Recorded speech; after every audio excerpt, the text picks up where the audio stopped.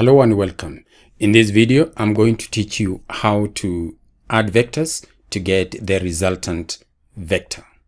When we put two or more forces or two or more vectors together in order to get the one vector which represents the sum of all of them, we say that we are adding them, and the one force which represents the effect of all the vectors on that in that particular situation is referred to as the resultant vector.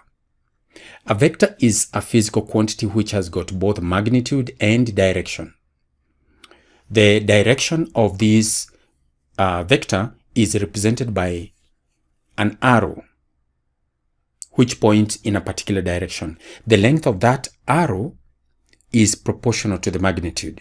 Let me show you what we mean by that. Now, this is what I'm talking about. An example of a vector could be a force. Let's assume we've got an object here and there is a force of 3 newtons acting on it to the right, 3 newtons, and maybe another force acting on the same object vertically upwards. Maybe let's say this is 4 newtons. Let's name the forces. This one is F2 and this one is F1, for instance. So there are two forces which are acting on that object. A force is an example of a vector. There are very many vector quantities in our syllabus.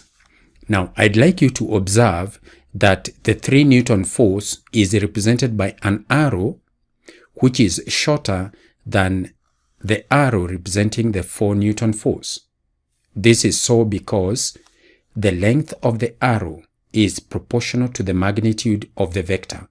So, if the vector has got a larger magnitude on a particular scale, the length of that arrow will be longer than the one with a smaller magnitude. Understand that. Now, there are two forces which are acting on this object. I need to find one force which represents them. In other words, I need to get the resultant force, which is given by F1 plus F2. How do I get that? In fact, let me just move this one away from that point because I need to make use of that space. So the resultant of those two vectors, which is F1 plus F2, how do I get the resultant? It is very simple.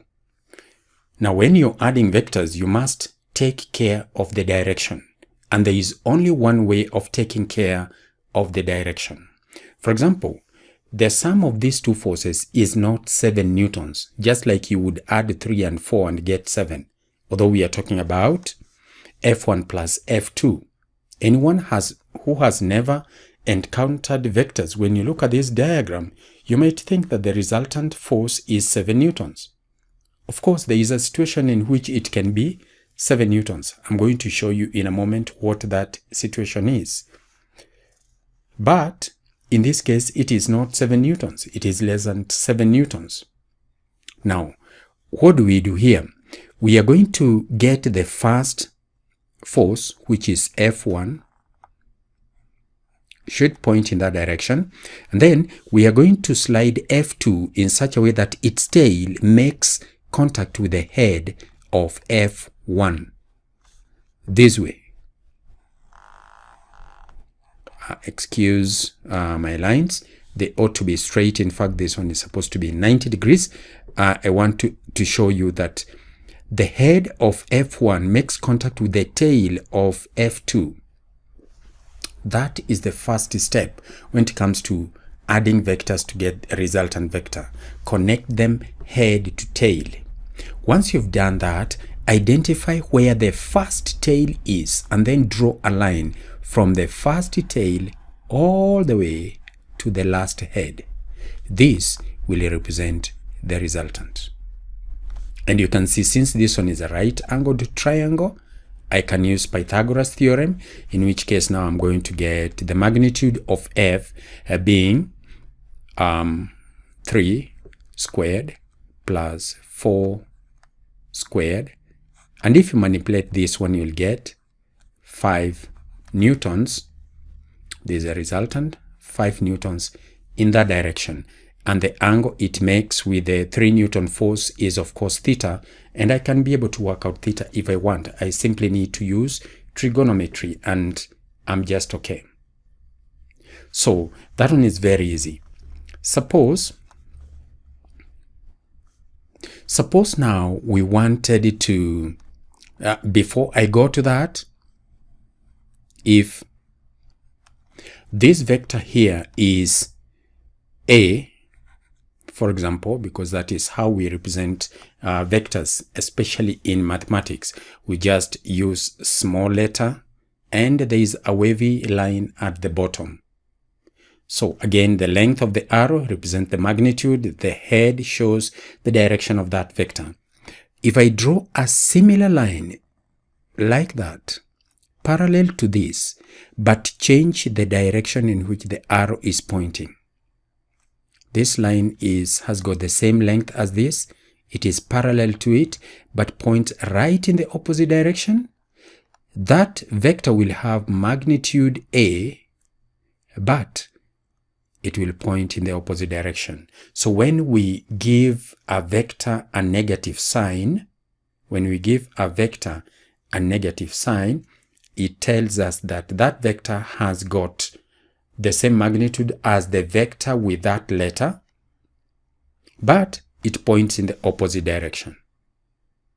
This one is so important to understand, because when it comes to finding, for example, you can be told you're given that vector, and there is of course another vector maybe here, B. When you're given vector C and you're told vector C is A plus B, that one is easy. But when you are told that it is A plus B, that one is all right, because all you need to do is just slide one of these forces, maybe slide one of these vectors here, so that I have vector B over here, and now the resultant will be from here all the way to that point. So this will be vector C, which is A plus B. Connect them head to tail. How about if I'm told that vector D is B minus A? Understand this. This one is very simple. We're going to say this one is going to be equal to B plus minus A.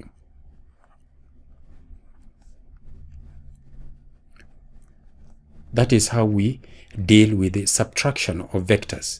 In fact, when we are subtracting vectors and getting the difference, it's like we are adding a vector which points in the opposite direction to that vector. I've already explained that situation here, that if this is vector A in that direction, then vector minus A will point in this direction. So the vectors that I am dealing with is, first of all, I've got minus A, which points in this direction, and then I'm adding it onto B. Now it does not matter the vector I start with. After all, A plus B is equal to B plus A. You can start with any one of them. And how does that one work out? You see over here, I might start with a B first, like that, and then I add A. Either case, whether it is A plus B or B plus A, we arrive at the same point eventually. We start from this point and arrive at this point.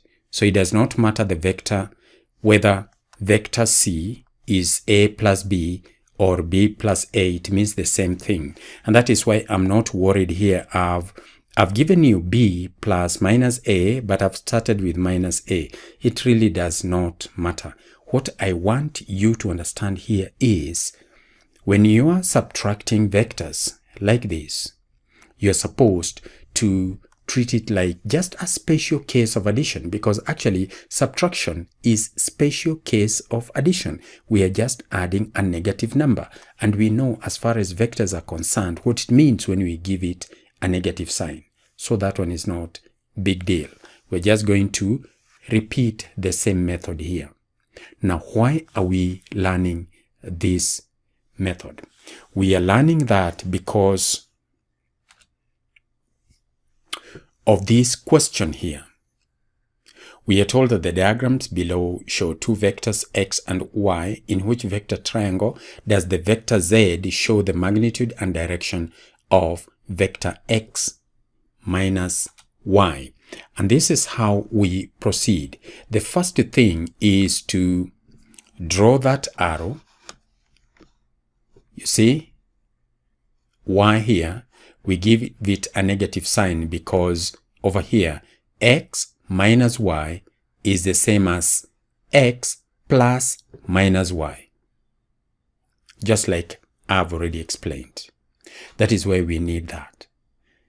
Next step, we connect these vectors x and minus y head to tail. I can slide this one all the way to this point so that its tail is connected to the head of x. And then what next do? I draw a line from this point all the way to this point, and it represents a vector z. And you can see that is why we've got answer B. The others, of course, when I look at z here, z appears to be like y minus x, because look at the way the cursor is moving. We started from, because we want this z, so we must start from here. We must move through y and then move this way. But when we are moving this way, we are moving in a direction opposite to the direction of x. So it is y plus minus x, which is y minus x. But that is not what z represents. Z is x minus y. Let's look at this. Again, z is from this point all the way to this point. Again, when we start here, we move like y plus x. So z is equal to y plus x. Is that what we have here? No. Let's look at this. Z is here. It appears to be like this way and then this way. But when we move this way, we are moving in direction which is opposite x. Now, when we are moving this way, we are moving in a direction which is opposite vector x, and this way in a direction which is opposite y. So z in this case will be minus x plus minus y. It is minus x minus y, or minus into brackets x plus y. So this is the opposite of what we have in C. So I hope you're getting this example. Let's look at the next example. The next example is in May, June 2003, question 3, paper 1. Let's have a look at it. That question requires us to get the sum of those two vectors. What is the magnitude of the resultant force? You've got two forces and then they are separated like that. And then you're asked, what is the resultant force? Again, very easy. You will take the 10 Newton force here and connect it to the head, connect its tail to the head. Always do head to tail. And then draw a line from here all the way to here. This represents the resultant vector. So let's see how you go about calculating the resultant vector. So this is the resultant force. We're going to call it F. Now here we don't have any any 90 degrees, so we can't just use Pythagoras theorem direct, but we've got a few angles that we can take care of. The whole of this angle is 180, so if this is 120, this is 60 degrees. That is the same 60 degrees that this 10 Newton force moves with up to that point. So I need that 60 degrees. This force here is 10 newtons, and of course this is 10 newtons. Over here I can use cosine rule. Which goes like this. So I can get F squared is equals to A squared, which could be 10 squared, plus B squared, which is again 10 squared, minus 2 times A times B cos of this angle, 60 degrees. Now let's see what we get. There's 100. There's another 100. This is 200. Cos 60 is 0.5. 0.5 of this is 100. So one of these 100 cancels out with that. And I get F squared is going to be equal to 100. And F is the root of 100. And that is what we have as 10 newtons. So the resultant vector or the resultant force is 10 newtons. There's something which I want you to be aware here. I know so many students who think that the resultant is a line drawn from here to here, and then you use cosine rule. Of course, if you do that and get that, first of all, you have not followed the steps that I've taught you. Arrange the forces in such a way that the tail of one of them is connected to the head of the previous one. When you draw a line from here all the way to here, you will not have followed that method because the 10 Newton force and the 10 Newton force, they are tail to tail. They have not been connected head to tail. So there, you have not followed the correct method. So let's look at the next example. And the next example comes from May-June 2004, question 12. Let's see what we get. There we have it. Which two vector diagrams represent forces in equilibrium? After teaching you how to get the one force which represents the sum or who has got the same effect as all the forces put together, which we refer to as the resultant force. If the resultant force on a system is 0, then that system is in equilibrium. That one is a very important point that you should note down in your notebook. If the resultant force on a system is 0, then that system is in equilibrium. That statement is one of the conditions for systems to be in equilibrium.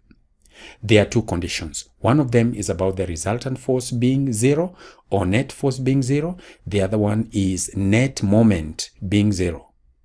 But here I'm just teaching you how to add forces or how to add vectors to get the resultant vector, because that one is a very important skill in our syllabus. So let's put a few things together. How do we add forces? We connect them head to tail, and then we draw a line from the first tail to the last head. That line that we draw represents its length will be proportional to the magnitude of the resultant vector, just like we have seen in this question. In this question, this line represents the magnitude and the direction of the resultant force. Very important. So, once we have ascertained that, we've got to move to the next step. Now this system is in equilibrium. if it is in equilibrium, this is what you must realize, that the resultant force must be zero. What does that mean, that the resultant force is zero? It means that when we connect the forces head to tail, the last head must come back to the first tail. You know, for that length between the first tail and the last head to have some length, if it has some length, the resultant vector has a value. But if the resultant vector is zero, then the last head makes contact with the first tail. So over here, we are going to look for a diagram where the forces have been arranged head to tail, and that when we start from one point, for example, when I start, for example, let's check here. When I start here, I go this way, I go that way, I should come here, but this does not agree. Let's look at the next one. When I go how? Let me go this way, this way. This should have pointed in that direction if this was my starting point, because it appears the way these two forces have been arranged, it appears that my starting point must be here, so that I go this way, and this way. So again here, the resultant is not zero. Let's check this. Where do I start from? I can start from here. I go this way, this way, this way. And you can see the last head makes contact with the first tail. So here the resultant is zero. The forces, all of them are connected head to tail, and they form a closed triangle. Let's check here and see whether it has been fulfilled. If I start here, I go this way, I come this way, again, that agrees. If I start here, I go this way, come this way, and end here, again, it agrees. Let me start from here, go this way, this way, this way. In other words, you can start from any point, and the point where you start from here, go this way, that way, or start from here, go this way, and that way. Whichever direction you move, you must come to the first tail. So understand this. This question is similar in concept to the first two questions that we have looked at. The only difference is we have added this condition that the system is in equilibrium, and we have said if it is in equilibrium, the resultant force is zero, and the vector triangle must close. In other words, all the arrows must be connected head to tail, and that triangle must close. The reason it closes is to tell us the resultant force is zero. Remember that. Let's look at another example. And this one comes from the May-June 2004 paper 1, question 14. What do we have there? Let's see. Here is the diagram. Okay, first of all, the diagram did not have those arrows. I've just put those arrows so that I can show you how the forces slide on this PowerPoint slide. Let's see. What are we told? We are told that the diagram shows a sign of weight 120 newtons, and that is what this arrow represents, 120 newtons, suspended from a pole attached to a wall. There is a pole here which is attached to the wall. The pole is kept in equilibrium. Again, if it is in equilibrium, the resultant force is zero. You add those forces head to tail, the triangle must close. Remember that. By a wire attached at point X of the pole. The force exerted by the pole at point X is F. This one here. It tends to push this point away like that, because the amount of force in this pole is compression. It is not tension. It's compression. So this end here tends to push this point in that direction. So this is the force that we represent with F, horizontal. And the tension in the wire is 40 newtons. This is 40 newtons, which diagram represents the forces acting at point X. So you've got to connect them head to tail. So the first thing, we can slide this one here so that its tail is connected to the head of this one. And then for this one, we can slide its tail so that its tail is connected to this point here, like that. And you can see the triangle closes. So we look for a figure which looks like this.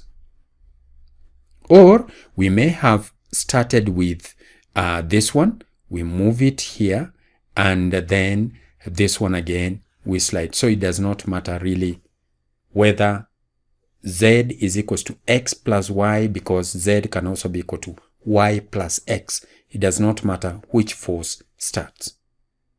We have also seen that one in the previous question. Let's see which diagram agrees with what we have here. So this should be the tension in the wire, which is the 40 newtons.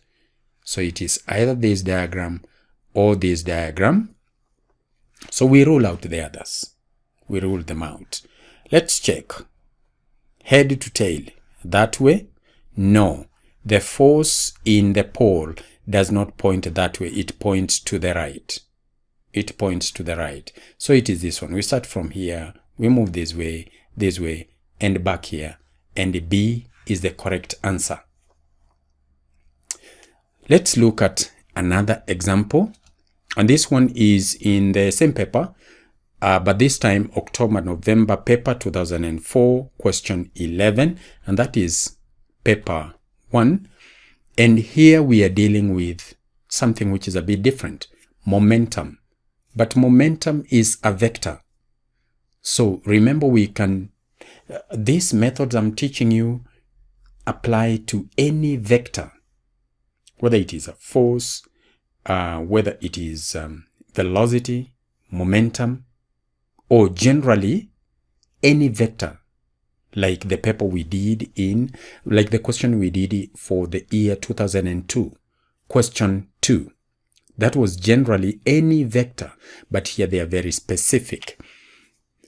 So let's see what we have. A particle of mass m strikes a vertical rigid wall perpendicularly from the left with velocity v. If the collision is perfectly elastic,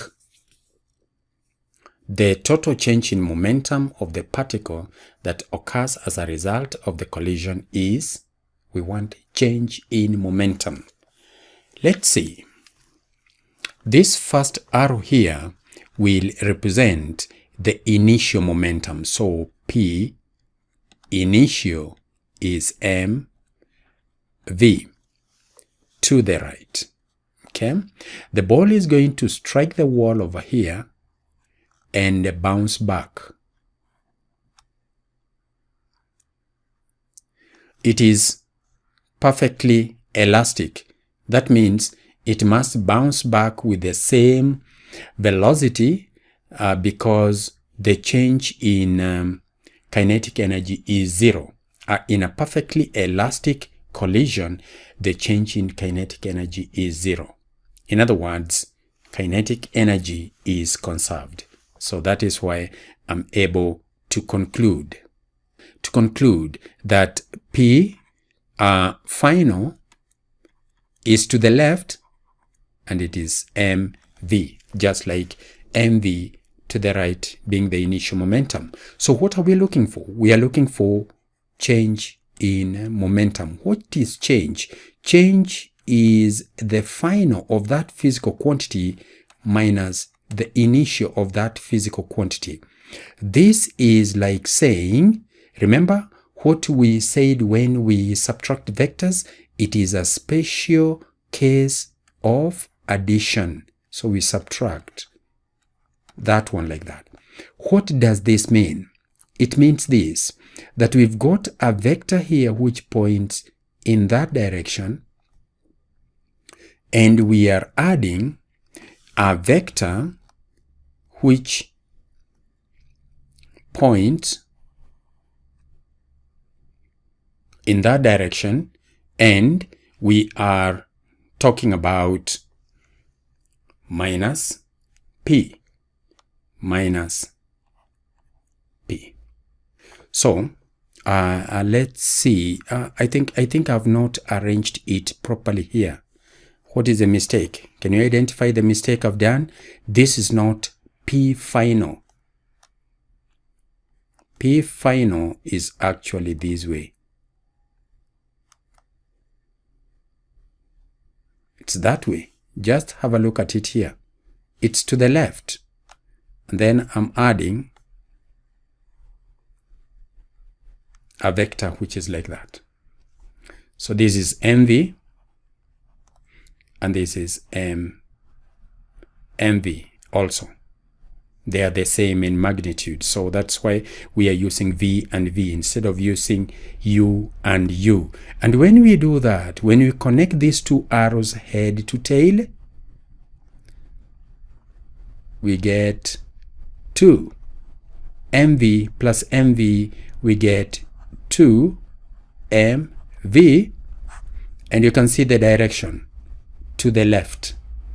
That's why our answer is 2 MV to the left, like that. I hope you go through these questions and see how those 3 concepts work out. Number 1, in order to get a resultant vector, arrange the vectors head to tail, then draw a line from the first tail to the last head, and then when you are subtracting vectors, treat it as a special case of addition.